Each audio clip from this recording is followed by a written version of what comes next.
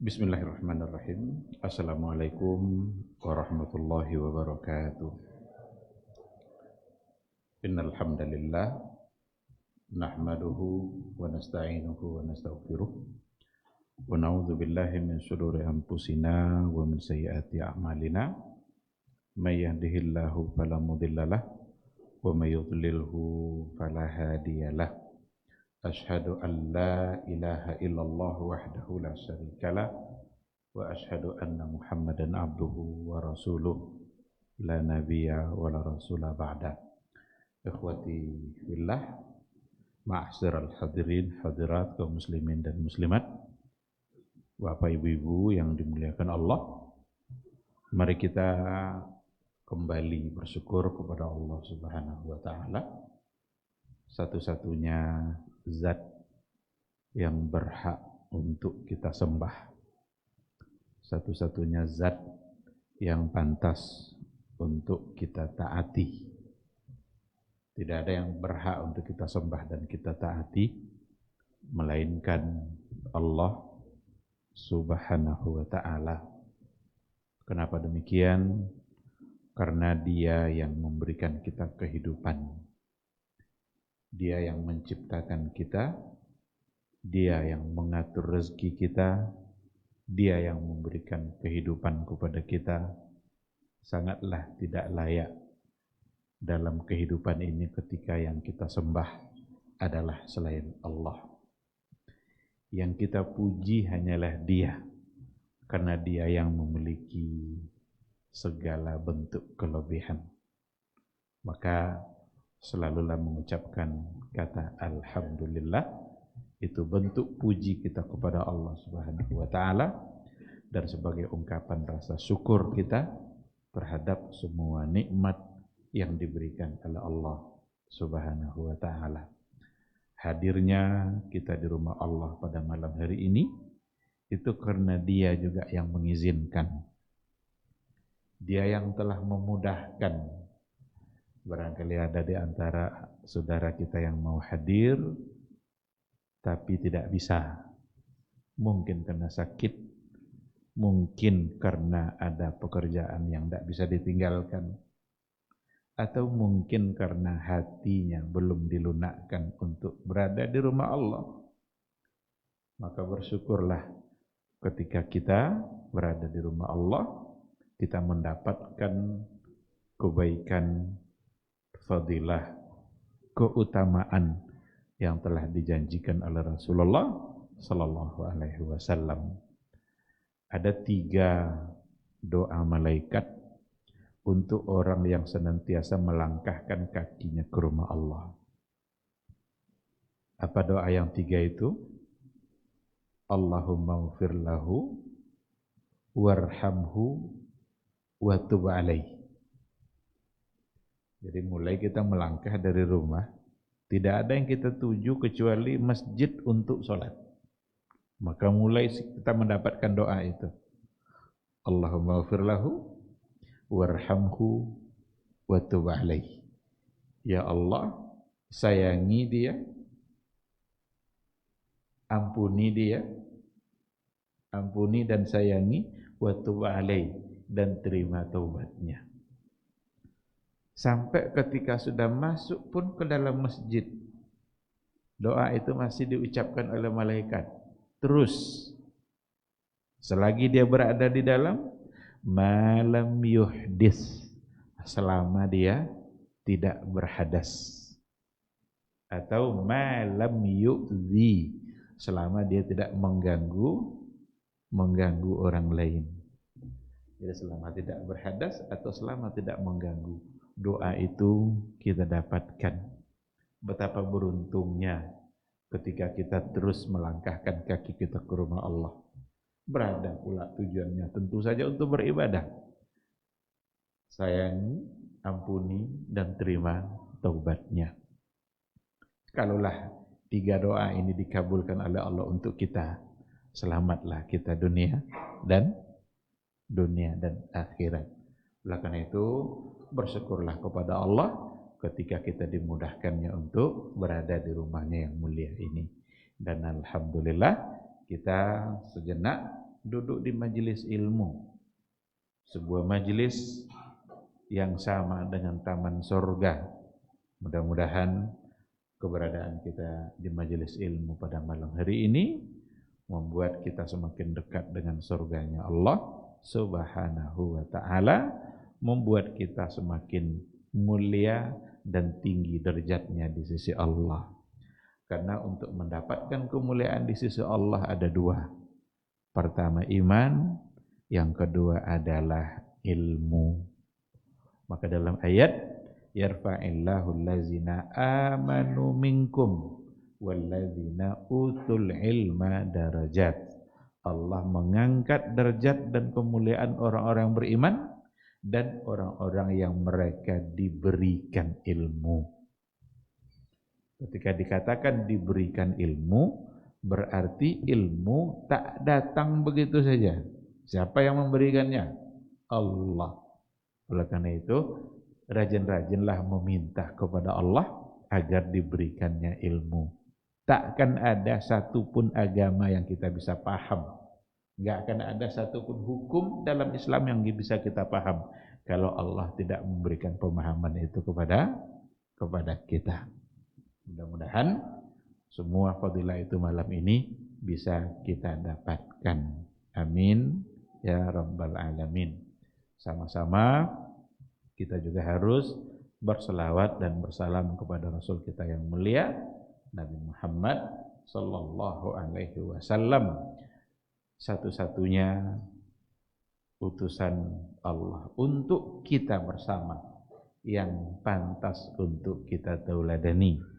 Mudah-mudahan kita adalah umatnya yang senantiasa mencoba untuk mentauladani beliau, mencoba berupaya semaksimal mungkin untuk menjadikannya sebagai panutan.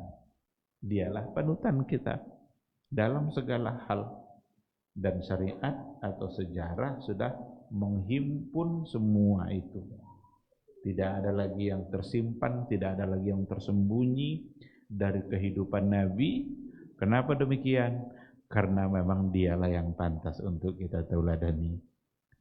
Satu-satunya sejarah umat manusia yang paling sempurna itu adalah sejarah Rasulullah sallallahu alaihi wasallam. Mulai dari kecil bahkan sebelum dia lahir sudah ada catatan sejarahnya. Dan tak tersembunyi, tak tertutupi. Dan memang tidak pantas untuk ditutupi. Tak pantas disembunyikan, semua harus diungkapkan. Nah, bisa menjadi contoh. Nah, itulah beda sama awak. Kalau awak ada sisi-sisi kehidupan yang harus ditutupi. Malu awak kalau tentu doang. Harus ditutupi.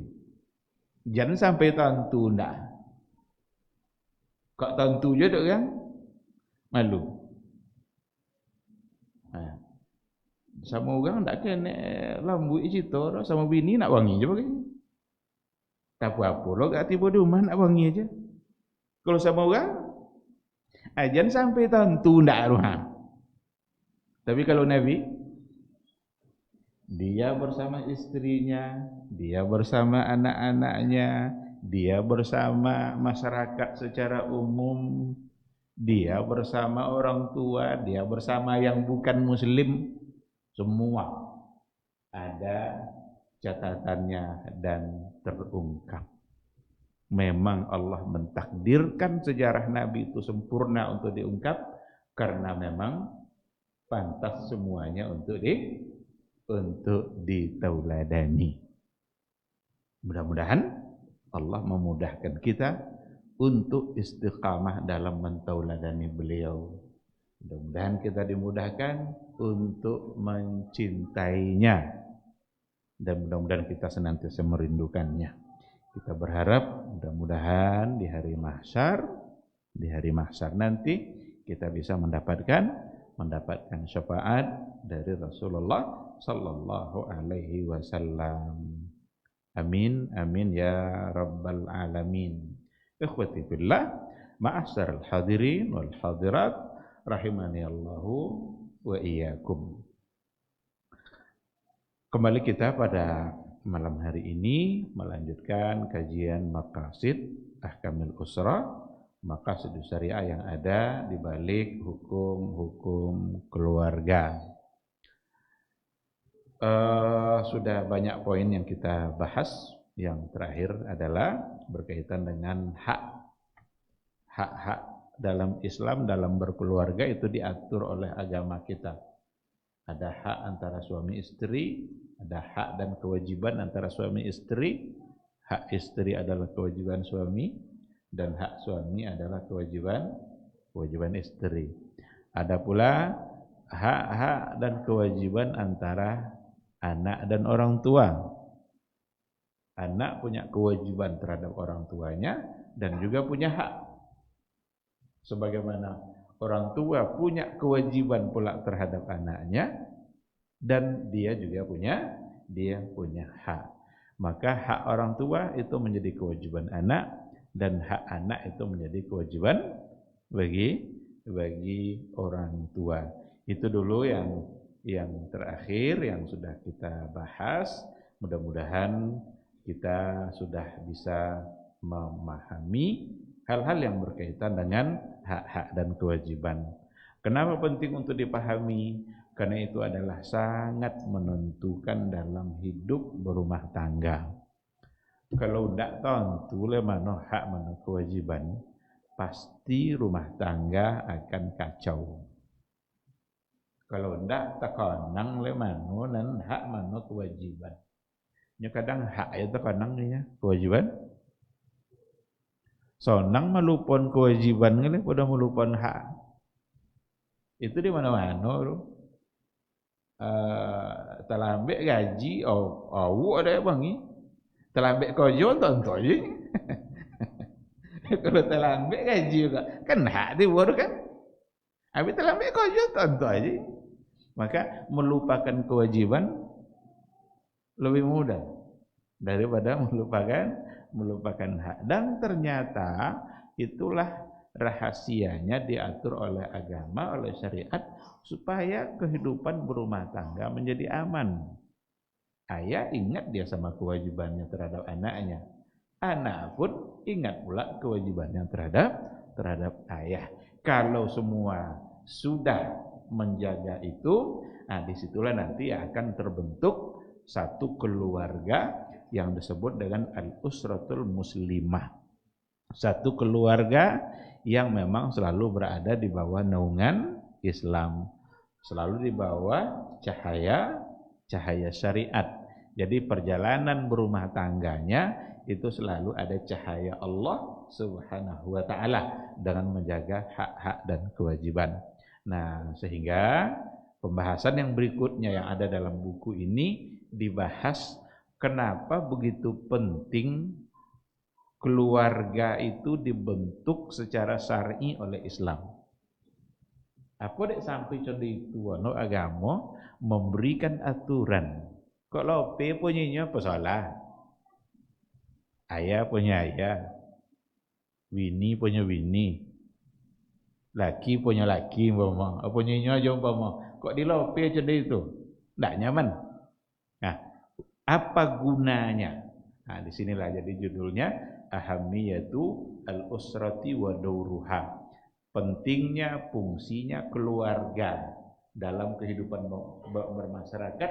Kenapa keluarga harus menjadi baik? Nah, itu bahasan kita pada malam hari ini. Ada beberapa poin yang ingin saya sampaikan kepada kita bersama agar kita paham urgensi dan pentingnya membangun keluarga secara syar'i supaya masyarakat menjadi baik. Masyarakat ini kan kumpulan dari keluarga-keluarga. Keluarga itu kumpulan terkecil dalam sebuah komunitas. Dan dia paling menentukan.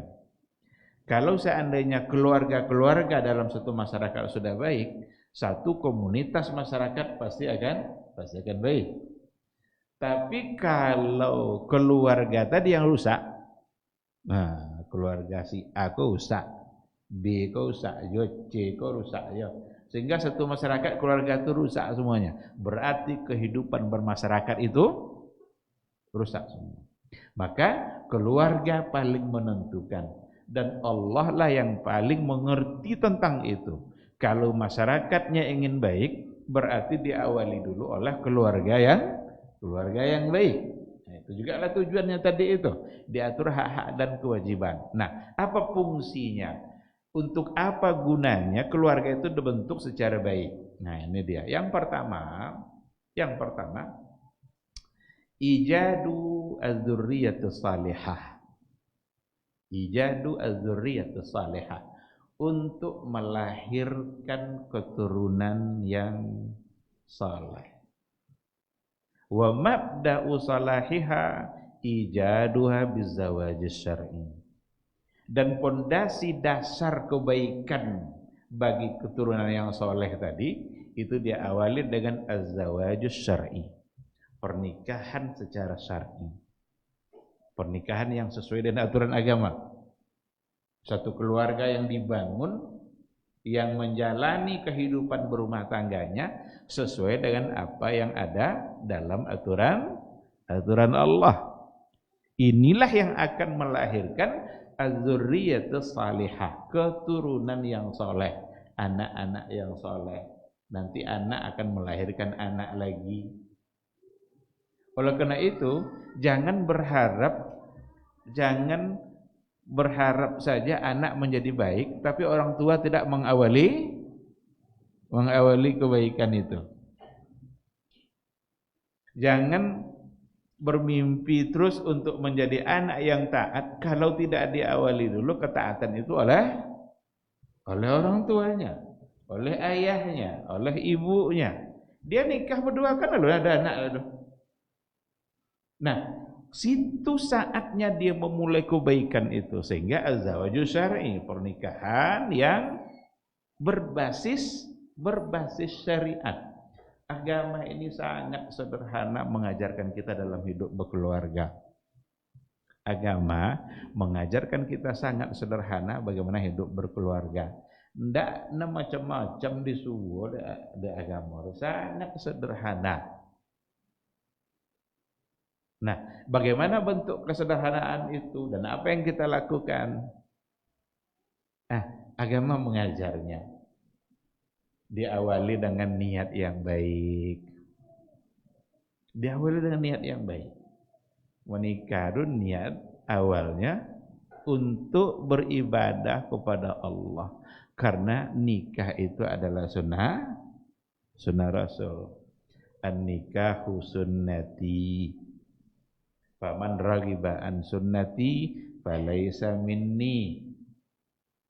Nikah itu adalah sunnahku. Berarti kalau ada orang menikah, niatnya adalah untuk melaksanakan sunnah Nabi. Jadilah pernikahannya ibadah. Hanya akad aja bedanya. Semua yang haram bisa menjadi halal. Semua yang menyebabkan dosa bisa menjadi pahala. Hanya diawali dengan akad syar'i. Itu ya. Nah, diawali dengan niat yang baik, bukan tujuan-tujuan yang lain. Apa dah nikah? Kodok no orang bertanya dan bila nikahnya. Hanya kalau tak suja kawan alun juga nikah lainnya. Atau bakso nikah. Sopo lah, pokok nikah. Berarti salahnya.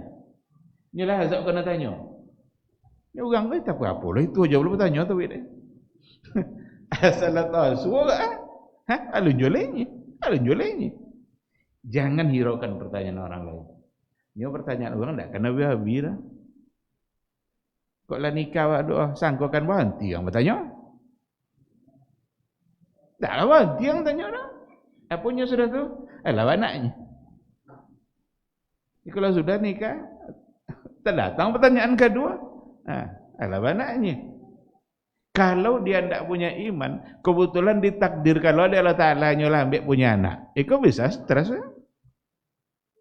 Maka nanti pertanyaan itu tidak usah mencucul itu tanya. Jangan kau Allah Ta'ala tanya. Bila punya anak, kau Allah Ta'ala. Ini membaik kan. Ada yang dibeda Allah Ta'ala cik. Ada 2. Ada sampai 10. Ada orang alun ni anak dari beda Allah Ta'ala. Ada yang dah anio lagi. Dapat juga. Ada yang lama nanti dah dapat lah. Itu nak apa buat? Itu semua adalah kehendak Allah.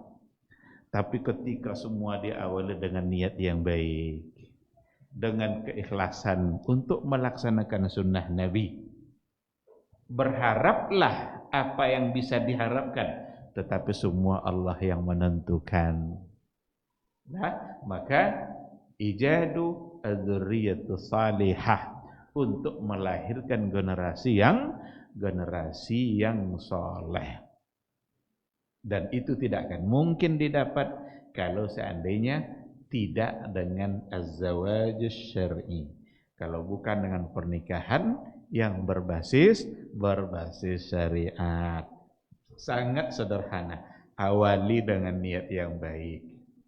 Berdirilah, berjalanlah dalam berkeluarga di bawah cahaya ketakwaan. Pesan-pesan takwa itu pesan Nabi dong. Nabi kalau tasawuf je sahabatnya, ittaqillah, bertakwalah kepada Allah. Abu Bakar tasawuf je Umar. Abu Bakar tasawuf je Umar. Apanya ya Umar, ittaqillah, bertakwalah kepada Allah. Umar tasawuf je anaknya, Abdullah ibn Umar, ya bunayya, ittaqillah. Jadi pesan ketakwaan itu pesan Nabi, pesan para sahabat sesama dia. Karena memang kita harus selalu memesankan itu. Maka suami berpesan pada istrinya, ittaqillah, bertakwalah kepada Allah. Karena memang ketakwaan itu yang bisa menjaga diri kita. Takwa itu kan wiqayah. Kalau berumah tangga tidak dibangun di atas ketakwaan, suami tidak membangun rumah tangganya di atas ketakwaan, jangan-jangan di dalam mencari rezeki dia tidak lagi memikirkan halal haramnya. Seorang istri kalau tidak membangun rumah tangganya menjadi seorang istri tidak dalam ketakwaan, tidak pernah tonyo dek ada kau halal ke banknya, pokoknya dapat makan dari mana lah. Tapi kalau dia bertakwa kepada Allah, lain nampak ada bulan tu potong tak sebanyak koroko, hawanya hanya. Dia akan nanya, apa sebanyak kawangnya? Di mana kan? Kalau piti kadang tak terkanang takwa lu bagaimana? Kalau lah tasu aja piti, tak terkanang takwa lu bagaimana? Tapi ketika seseorang benar-benar suami istri sepakat membangun rumah tangganya di atas ketakwaannya kepada Allah, itulah yang akan selalu membimbing dia untuk tetap berada pada jalan yang benar. Maka dulu di awal-awal ada yang kita pelajari di antara hadis, kenapa Nabi menyuruh seorang laki-laki itu dalam memilih istrinya bukan karena kecantikan. Masih ingat kan? Bukan karena bangsawannya, bukan karena suku apa dia, bukan karena hartanya. Tapi apa yang jadi patokan? Fazfar bizatiddin, tengok agamanya. Taribat iyadak. Itulah yang akan bisa membuat kita menjadi selamat. Sama halnya dengan seorang perempuan, tapi tidak perempuan yang disebut di situ, itu wali. Karena perempuan tidak menentukan dirinya sendiri. Perempuan kan walinya yang mengatur dia. Apa kata Rasul untuk perempuan? Seandainya seorang wali didatangi oleh seorang pemuda, yang pemuda itu kuat agamanya, ingin melamar putrinya, jangan ditolak. Kalau dia kuat agamanya. Kalau ditolak, apa kata Rasul? Takun fitnatun fil ardi wa fasadun kabir. Apa yang akan terjadi kalau ditolak? Yang akan terjadi adalah fitnah dan kerusakan besar. Uang elok kalau ditolak tentu orang buat jadi lah. Yang baik bisa berubah menjadi keburukan. Nah, ini penting ini bagi para wali, bagi para ayah, karena kebanyakan dunia sekarang adalah dunia materi, cenderung yang dilihat adalah soal materinya, soal hartanya, soal berapa kepemilikan dunia yang ada di tangannya. Apa yang dikhawatirkan? Khawatir dapu tidak basok. Padahal kalau kita dengar dan kita baca cerita Umar bin Abdul Aziz, Umar bin Abdul Aziz itu seorang khalifah. Khalifah itu istilah kalau kini adalah presiden dunia Islam. Inilah presiden gitu. Pada saat dia meninggal, anaknya berjumlah 11. Piti hanya ada 18 dinar. Abi 9 dinar untuk membeli kain kapan, untuk tanah kuburan, untuk menggali kubur. Abi 9 dinar. Tinggal 9. Yang 9 itulah dibagi-bagikan ke anak dan seboleh tadi. 9 dinar bagi seboleh. Kan sekenek dapat kan? Ada di antara masyarakat yang heran. Kok khalifah, kok presiden? Presiden itu banyak biti kan? Nah kok enggak? 9 dinar. Ada yang bertanya, ya Amirul Mukminin, apa enggak tahu biti? Kau nyodok-dokekkan mati kok? Sakit menjelang kematiannya. Kenapa kamu tidak punya uang? Apa yang kamu tinggalkan untuk anak-anakmu? Singkat saja jawaban Umar bin Abdul Aziz, apa katanya? Taraktuhum ala taqwallah. Saya tinggalkan mereka di atas ketakwaan kepada Allah. Lalu apa kata beliau? In kanu salihin, jika anak-anak saya ternyata adalah anak-anak yang soleh, fallahu yatawalla salihin. Allah menjamin hidup orang-orang soleh. Kalau dia soleh, nak dangguh hanya Allah pasti menjamin kehidupannya. In kanu ala ghairi dzalik. Tapi kalau ternyata anak saya bukan anak-anak yang soleh, fala uridu an u'inahum ala ma'asillah. Saya tidak ingin membantu mereka dengan harta untuk bermaksiat kepada Allah. Itu jawaban Umar. Jadi kalau memang soleh, nak dengar hanya Allah menjamin. Lah diatur saudara-saudara. Tapi kalau sampai inyo ndak soleh, lalu harta yang saya tinggalkan, saya ndak ingin membantu mereka bermaksiat dengan harta yang saya tinggalkan. Jadi kata kunci ada pada at-taqwa, ada pada ketakwaan kepada Allah Subhanahu wa taala. Itu Amir Mukminin, itu khalifah Umar bin Abdul Aziz hanya dengan modal ketakwaan. Ternyata Muqatil ibn Sulaiman, salah seorang ulama pada masa tabi'in, memberikan kesaksian untuk anak-anaknya Umar bin Abdul Aziz yang tidak sampai sedinar dapat. Apa kata Muqatil ibn Sulaiman? Demi Allah, saya lihat dengan mata kepala saya sendiri, anak-anaknya Umar bin Abdul Aziz yang tidak sampai dapat warisan sedinar tadi, setiap saat dia bersedekah, bahkan ada saatnya dia menyiapkan perlengkapan perang dengan sekian puluh ekor kuda. Padahal tidak sampai sedinar dapat itu. Dari mana itu bisa? Ketakwaan. Oleh karena itu Nabi mengatakan dalam hadisnya, ni'mal malus salih indar rajulis salih.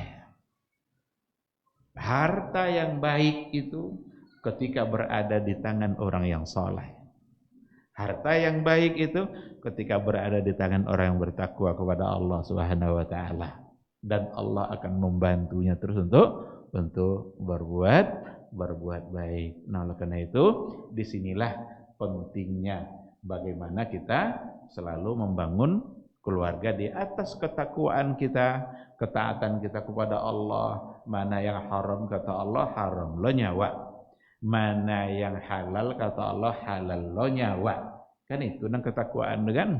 Tapi kalau laba balik-balik, yang halalnya Allah, haramnya awak, yang haramnya Allah, halal pula nyawa. Berarti kita sedang tidak berada di atas ketakwaan. Orang tua seperti ini yang akan melahirkan generasi yang saleh. Nah, yang kedua, tahiyatu al-munah al-munasib wal musa'id lil aulad ala iktisabil qiyamil islamiyah. Keluarga yang baik tadi apa fungsi, apa pentingnya untuk menyiapkan al-munah al-munasib, kondisi situasi yang kondusif yang membantu anak-anak untuk meraih al-qiyamil islamiyah, nilai-nilai keislaman dalam kehidupannya. Meraih nilai-nilai keislaman dalam kehidupannya. Ketika anak itu sudah dilahirkan, nikah dia, ayah ibunya atau suami istri, sebelum mendapatkan anak, dia selalu berupaya terus untuk membangun rumah tangga di atas ketakwaan, meningkatkan pengetahuannya tentang agama. Lalu lahirlah anak. Ketika anak lahir, itu akan menjadi tempat yang paling kondusif bagi seorang anak untuk meraih nilai-nilai keislaman dari orang tuanya sendiri. Seorang anak kalau lahir dengan situasi yang kondusif seperti itu, ayah ibunya adalah merupakan orang-orang yang dekat dan bertakwa kepada Allah, niscaya dia akan tumbuh dan berkembang di atas semangat dan nilai-nilai keislaman. Tentu deh siapa Robnya, tentu deh siapa Tuhan. Maka sebagai seorang ayah kan macam itu. Dan itu yang dilakukan oleh ayah-ayah semua, bapak-bapak ini saya yakin melakukan itu.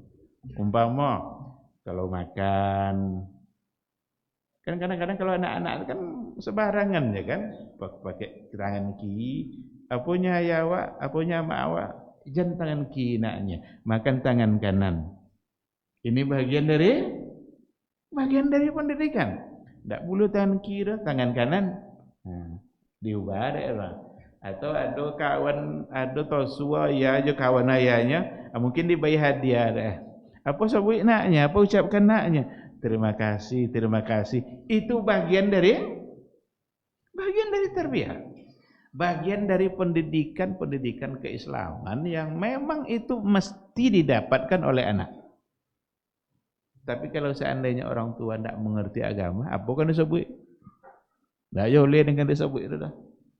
Maka di sini pentingnya untuk mengetahui Islam dan berada terus di atas cahaya Islam. Dan yang pertama sekali yang harus terus ditanamkan kepada anak itu adalah dalam persoalan akidah, dalam persoalan tauhid. Kenalkan dia kepada Rabb-nya. Kenalkan dia kepada siapa yang menciptakan.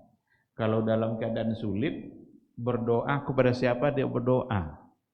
Nyu banyak pengaruh-pengaruh gini kan. Kalau ndak dia jauhkan itu ya. Sangko dia sampai minta tolong dulu Naruto. Ada kekuatan angin, ada kekuatan air, ada kekuatan api. Macam-macam. Dan pernah nampak ada anak-anak macam itu dalam kondisi sulit, Naruto tak kanang dah. Ada kekuatan ke macam-macam kekuatan dengan avatar murah. Dan itu yang banyak jadi tontonan. Tapi bagi seorang ayah, kalau dia muslim, kalau dia kuat imannya, ini yang pertama yang harus dia dapatkan.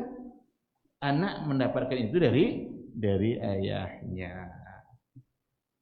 Kalau minum obat, suruhnya baca bismillah, atau awak yang memperdengarkan kata bismillah.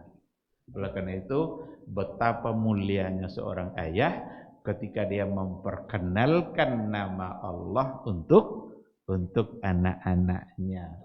Kalau dapat rezeki, ajak dia untuk bersyukur, ajak dia untuk memuji Allah, karena rezeki bukan datang dari kehebatan ayahnya. Jangan sampai anak kagum-kagum ke ayah, hebat saudara ayah, tapi dia harus ingatkan bahwa yang terjadi bukanlah karena kehebatan ayahnya, tapi karena Allah yang mengizinkan. Nah, ini yang dimaksud dengan iktisab al-qiyam al-islamiyah, untuk mendapatkan nilai-nilai keislaman. Itulah pentingnya adanya keluarga-keluarga yang soleh tadi, itu keluarga yang baik. Karena kalau keluarga sebagai ayah, sebagai ibu tidak mengerti dengan hal-hal seperti ini dalam Islam, seperti apa yang diajarkan, tentu dia akan sulit pula untuk memberikan. Pada poin yang ketiga, ini hampir sama dengan yang sebelumnya, dikatakan at-tarbiyatul islamiyyatu lil auladi 'alal akhlaqil hasanah wal adab al-ijtima'iyyah ar-raqiyah.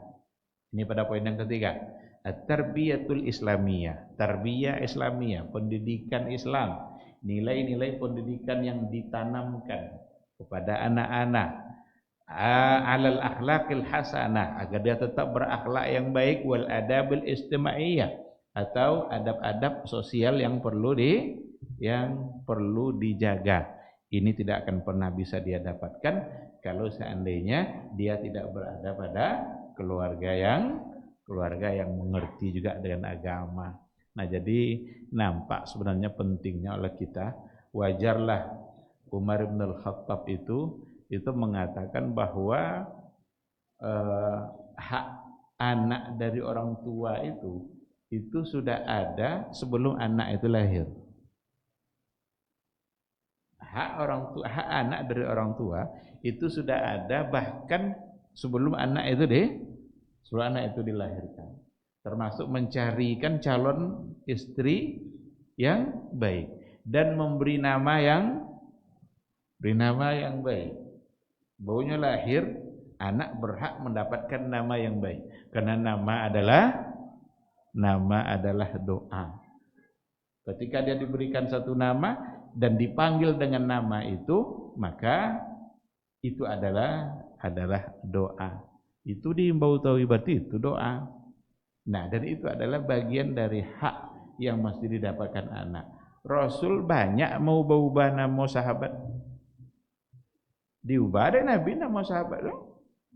Ada sahabat namanya Sa'ab. Sa'ab tu arti sulit, payah duit. Diubah dari Nabi jadi Sahal. Ada lah nama itu juga enggak kan? Ada sahabat namanya Sa'bun. Nah, Sa'bun lah sabut ya. Sa'bun itu artinya sulit. Diganti sama Nabi menjadi Sahal. Jadi ada Sahal nama, itu artinya mudah kehidupannya. Umar bin Al-Khattab tosu aja seseorang, siapa namanya? Syihab. Kosan Syihab berarti panah beracun. Panah dua api dua acun. Emaknya Umar. Siapa nama ayawangnya? Disabui dia nama ayaru, pokok dia dokek-dokek api-api juga lah, nangis-nangis ke. Apanya Umar, payah pulang wangnya, umang terbakar kini dunia. Pulang anak itu rumahnya terbakar. Nya namun dalam namun angin-angin aja. Api, panah beracun, pokoknya ada ubar nama-nama keluarga. Jadi jangan anggap remeh persoalan nama. Nya kadang nama bule-bule keren-keren kan nak baca nama-nama artis barat kan. Ndak ada nama arti dah cuma orang terkenal kan. Nah, maka nama ternyata itu adalah doa. Nah, Nabi juga kalau ada pilihan jalan, Nabi ingin sampai ke satu tujuan, ada 3 jalan. Nabi akan tanya, kiko apa biasa disebut untuk jalan itu? Ketika mereka menyebut satu kata yang sedikit artinya agak menyulitkan, Nabi tidak pilih itu, pilih jalan lain. Nah, itu dalam kehidupan Rasulullah Sallallahu Alaihi Wasallam. Nah, jadi membina akhlaknya, membina adabnya itu adalah menjadi tugas orang tua, dan itu akan didapatkan oleh seorang anak dengan mudah kalau seandainya memang dia berada dalam satu keluarga yang syar'i. Masuk waktu. Baik, waktu Isya sudah masuk, kita akan jawab dulu suara azan.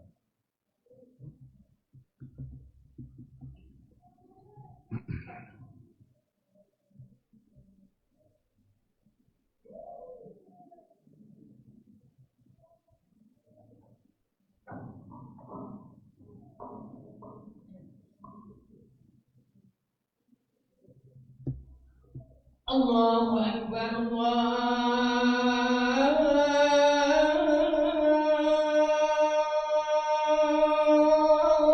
Akbar, Allahu Akbar,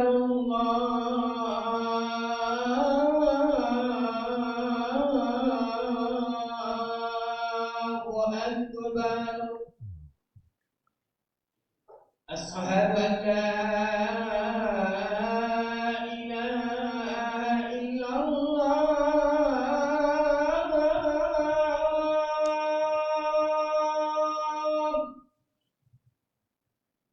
Asyhadu an la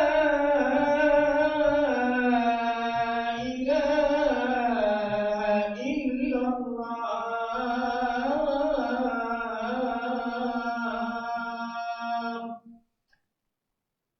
Asyhadu anna Muhammadar Rasulullah.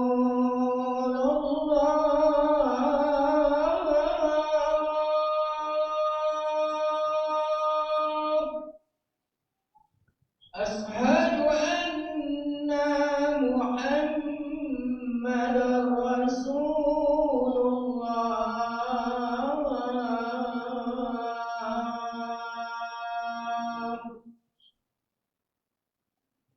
Hayya 'alas shalah.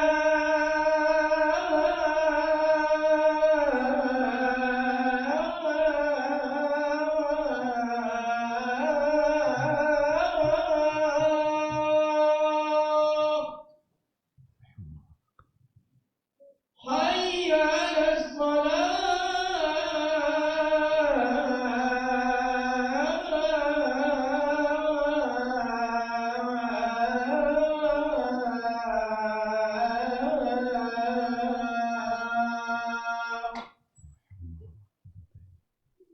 Hayya 'alal falah.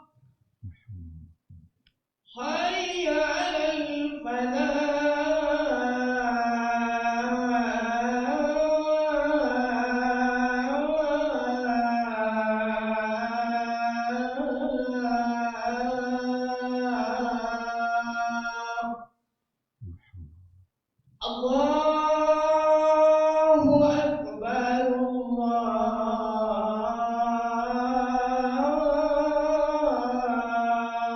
Allahu Akbar. La ilaha illallah.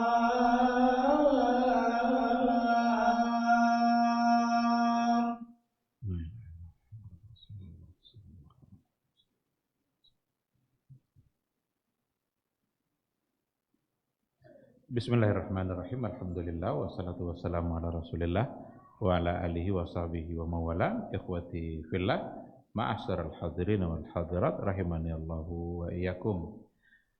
Insyaallah kita akan bertanya jawab, tapi saya lanjutkan sedikit materi kita terkait dengan poin pentingnya adanya keluarga yang dibangun secara Islam.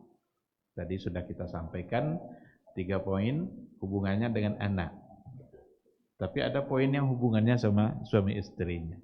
Apa yang keempatnya?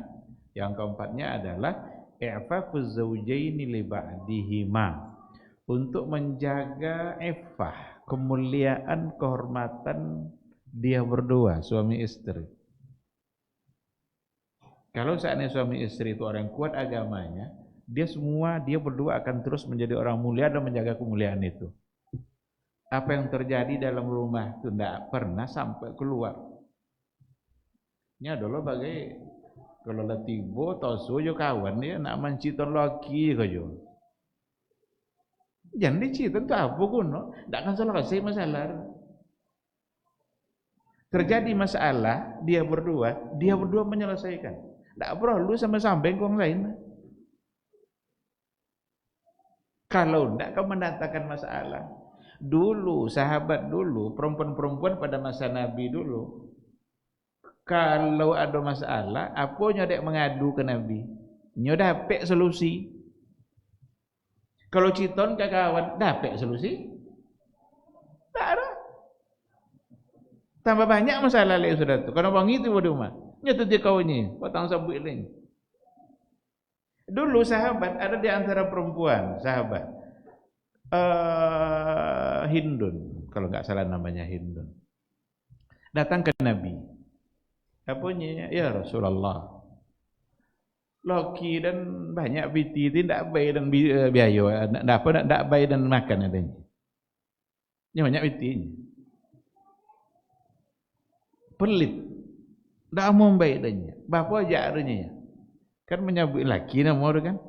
Tapi kan Nabi disampaikan apa sebab? Karena ingin mendapatkan solusi. Tidak pernah citon ke orang lain. Dijaganya. Ketika itu barulah Nabi menyampaikan. Kok contoh itu je soal ianya Nabi. Kok tidak coba bahas soal ianya. Khuzi ma yakfiki wa waladaki. Ambil diam-diam apa yang cukup untuk kau dan anak kau. Tengok sakuru nampak piti ambil. Jadi kok nawo tiba-tiba piti hilang zuk apa? Itu dah tidak beban tu haknya. Sudah dia ambil dia. Dan boleh. Berarti boleh seorang istri untuk mengambil uang suaminya diam-diam ketika suaminya tidak memberikan. Dari hadis tadi dia ambil hukum oleh para ulama. Kan dapat solusi kan? Oleh karena itu kalau terjadi masalah, maka tidak perlu berciton-citon, selesaikan. Bau kok nak menciton juga kepada seseorang yang mungkin akan mendapatkan solusi. Kalau tidak yang citon. Kasih apa contoh? Kayanya sendiri. Mungkinnya sampai dia kaya. Kok boleh dapat solusi betul? Atau kepada orang lain yang mungkin dia ingin menyebutkan hukum. Apa sebenarnya hukum tu Pak Ustaz? Nak tentu hukum, tentukan tentu hukum katanya. Dan dengan cara itu bukan berarti dia menyebarkannya, tapi tujuannya adalah untuk mendapatkan solusi. Kalau cik nak bacito-citonya jan, karena justru akan mendatangkan masalah baru. Nan lama ndak selesai masalah baru tiba. Nah, oleh karena itu seandainya dibangun di atas syariat Islam, di atas ketakwaan, maka i'fafuz zawjaini li ba'dihima. Dua-duanya akan saling menjaga kehormatan dan menjaga kemuliaannya.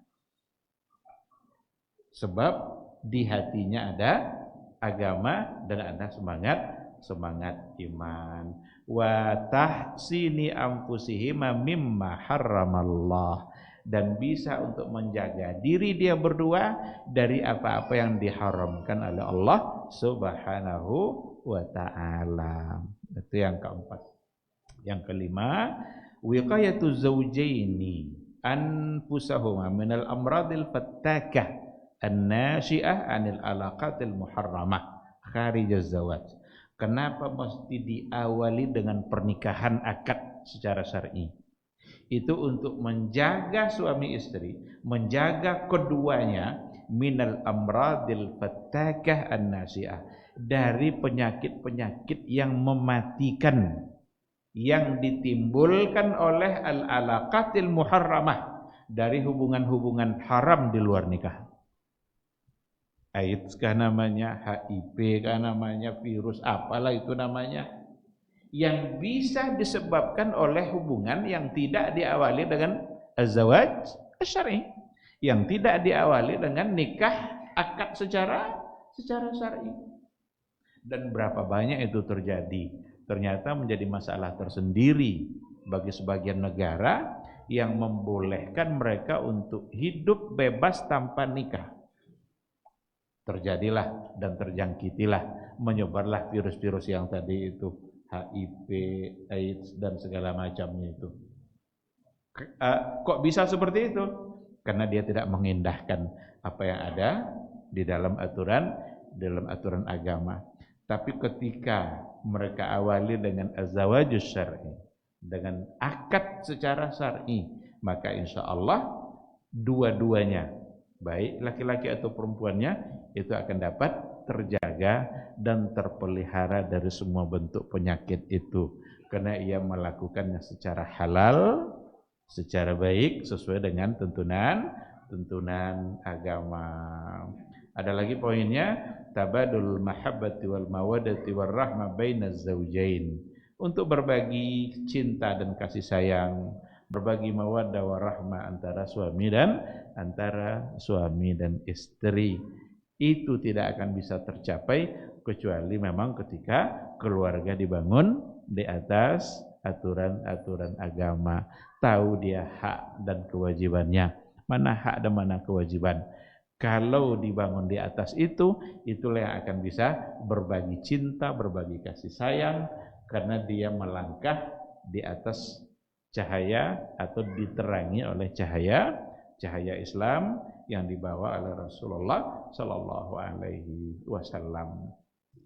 Seandainya keluarga sudah dibangun seperti itu, masing-masing keluarga dibangun di atas semangat keislaman seperti itu, maka bina mujtama qawi wa mutamasik, akan terbangunlah satu masyarakat yang kuat, satu masyarakat yang konsisten dengan aturan agama.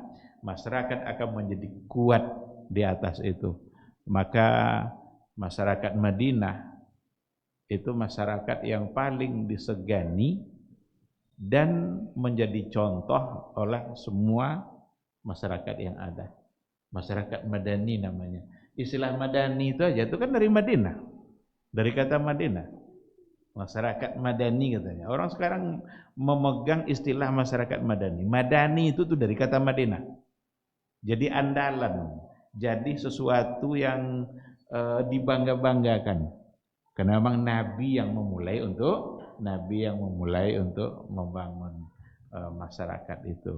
Ikhwati fillah ma'al hadirin wal hadirat rahimani Allah wa iyyakum. Saya tidak akan perpanjang keterangannya, karena apa yang saya sampaikan tadi saya kira sudah cukup dan mudah untuk dipahami bagaimana pentingnya keberadaan satu keluarga yang harus selalu berada di bawah cahaya Islam. Ternyata ada yang hubungannya dengan anak dan ada yang hubungannya dengan dia berdua sendiri, antara suami dan istri. Harapan kita tentu saja mudah-mudahan kita semua menyadari hal ini dan memulai dari keluarga kita masing-masing. Nah, kalau masing-masing keluarga sudah menjadi baik, yakinlah satu masyarakat pasti akan menjadi baik. Ini materi kita dan kita akan lengkapkan insyaallah dengan bertanya jawab, berdiskusi. Seandainya ada yang perlu untuk diperjelas, dipersilahkan.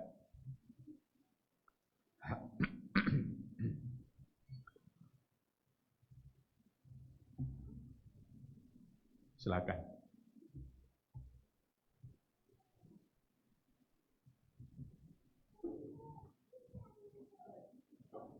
Ya, fadhal.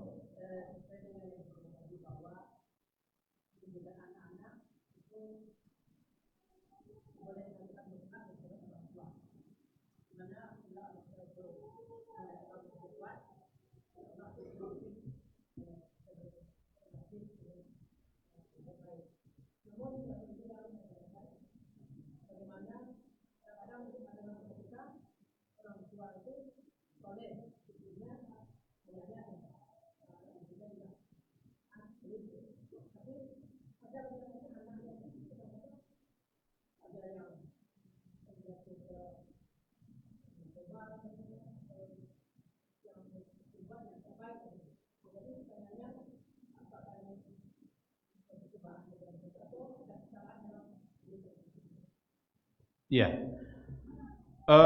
satu hal yang harus kita yakini bersama bahwa pendidikan anak yang pertama sekali itu ada di tangan orang tua. Bahkan yang pertama sekali di tangan ibu sebelum ayahnya. Al-ummu madrasatun in a'adattaha. Ibu itu adalah sekolah pertama. Jika kamu mempersiapkannya, a'adat tajilat tayyibal araqi. Kalau kamu sedang mempersiapkan itu, berarti kamu sedang mempersiapkan generasi yang cemerlang, yang keringatnya harum. Berarti ibu. Sebelum ayah bahkan ibu. Nyamak orang bertamu ini, orang mengandung awak. Apa nang kadak di dongan, di ama-ama awak ketungan doang. Al-Quran pamo atau lagu dandut,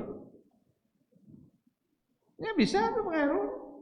Anak yang ada dalam janin, dalam rahim saja itu sudah bisa berkomunikasi dengan ibunya. Maka sering-seringlah memperdengarkan yang baik-baik. Jangan dimulai nanti dan hal-hal yang tidak baik. Lahirnya bekal.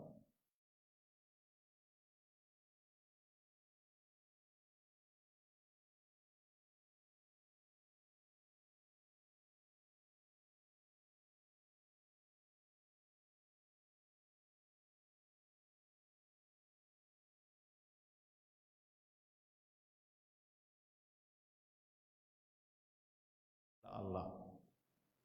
Rela ndak lo asal anak lain. Jadi itu maka al-ummu madrasatul ula. Ibu itu sekolah pertama. Setiap perlu itu nomor pertama no elok. Baru nanti diikutkan ayah. Apa kata Rasul contohnya? Muru auladakum bis salati fi sab'in. Perintahkan anakmu untuk sholat kalau inyolah baumu 7 tahun. Kok kaya lah kau ha? Wadribuhum fi asri sinin.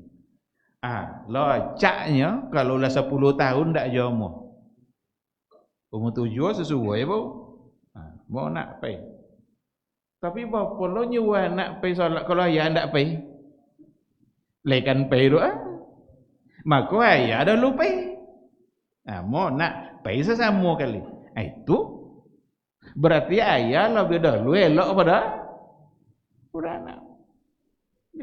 Ya suruh dia ayah nak buat elok, ayah tak buat dah.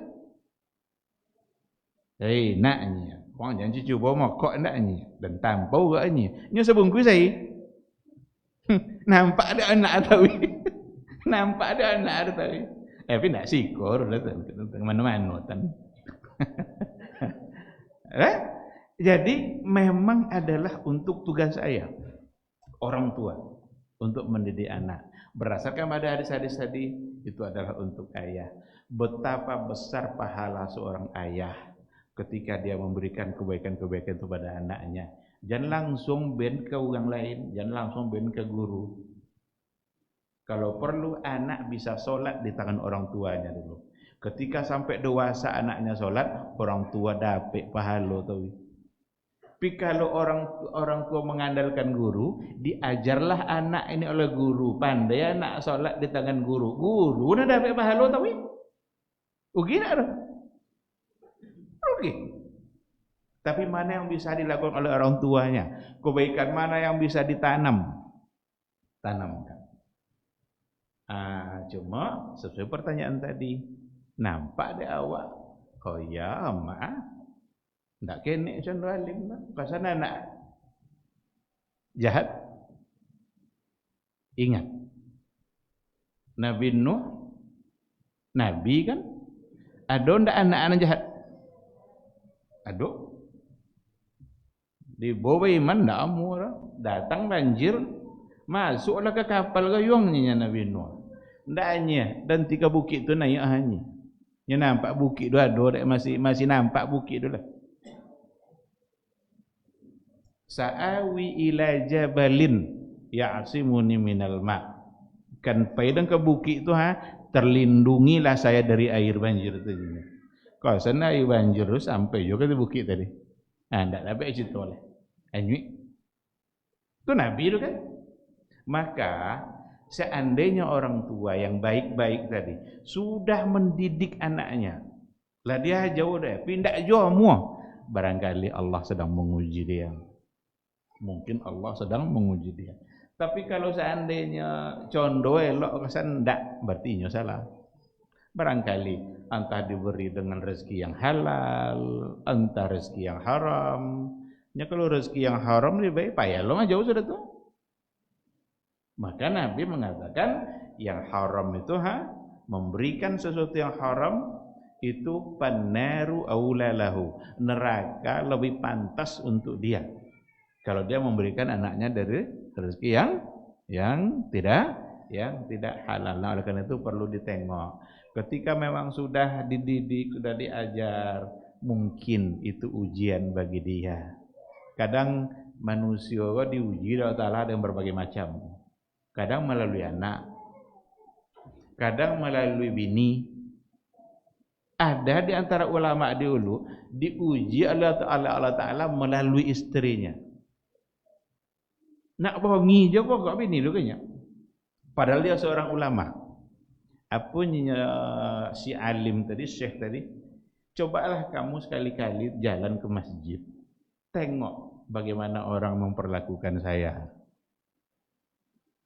Kau nyalim je kau ke bini tadi. Ya, macam itu nak bongi itu kan. Pilih sekali ke masjid ni. Tengok contoh apa orang menghormati dia situ. Pai ke masjid itu ya tiap pai. Nampaklah deh suami tadi sedang mengajar. Ada ribuan jemaah yang khusyuk mendengarkannya. Kau sedang maju ke? Tiba di rumah, apa nampak tadinya? Apa nampak dekat masjidnya? Apanya? Saya tengok semua orang diam dan khusyuk kecuali kamunya. Terbayang jawabannya? Nampak orang tadinya ontok sodonya. Khusyuknya, kecuali kamunya. Yang tu ndak kena ontok dia maju. Contoh itu tiba ujian yang dihadapi oleh seorang alim tadi. Suaminya yang diperlakukan oleh istri. Padahal suami ini seorang ulama besar. Nampak ada orang khusyuk kecuali laki juga. Tapi dia kaunya. Jadi itu jawaban deh. Tapi dengan kesabaran dia, ya mungkin itu cara Allah untuk menambah pahala bagi dia. Nah, oleh karena itu, yang penting bagi kita adalah berusaha untuk merubah. Anak kita didik, lalu semuanya kita serahkan kepada Allah. Nyendak di tangan awak lah. Kalaulah kebaikan anak ada di tangan orang tua, niscaya semua anak akan menjadi baik. Kasan di tangan Allah. Ada juga jadi kebalikan begitu. Oh ya, mak atau apa ya? Kasan nak kena elok orang. Nak hafal Quran. Nak rajin salat. Oh ya, ndak. Mudah-mudahan itu cara pula oleh Allah untuk merubah kehidupan seorang ayah. Banyak ayah yang berubah setelah dihantar nak ada kata sampai sekolah elok-elok. Maka hati-hati mantu anak sampai sekolah. Cari yang benar-benar baik, yang manhajnya jelas, mengajarkan akidah yang betul. Banyak ayah yang berubah setelah anaknya diberikan pendidikan oleh pihak sekolah. Mungkin itu pula cara Allah untuk merubah kehidupan dia. Jadi semuanya diserahkan kepada Allah Subhanahu wa taala. Wallahu subhanahu wa taala a'lam. Ada yang lain? Cukup. Kalau tidak ada, barangkali kita cukupkan sampai di sini. Mudah-mudahan apa yang kita bahas bisa menjadi ilmu bagi kita bersama. Semoga Allah selalu membimbing kita untuk membangun keluarga yang baik, yang sesuai dengan yang diinginkan oleh Allah. Semoga kita semua berada di atas ketakwaan sebagai ayah, sebagai suami, sebagai istri, sebagai anak. Mudah-mudahan selalu berada dalam ketakwaannya kepada Allah Subhanahu wa taala. Terima kasih. Subhanakallahumma wa bihamdika asyhadu an la ilaha illa anta astaghfiruka wa atubu ilaik. Wassalamualaikum warahmatullahi wabarakatuh.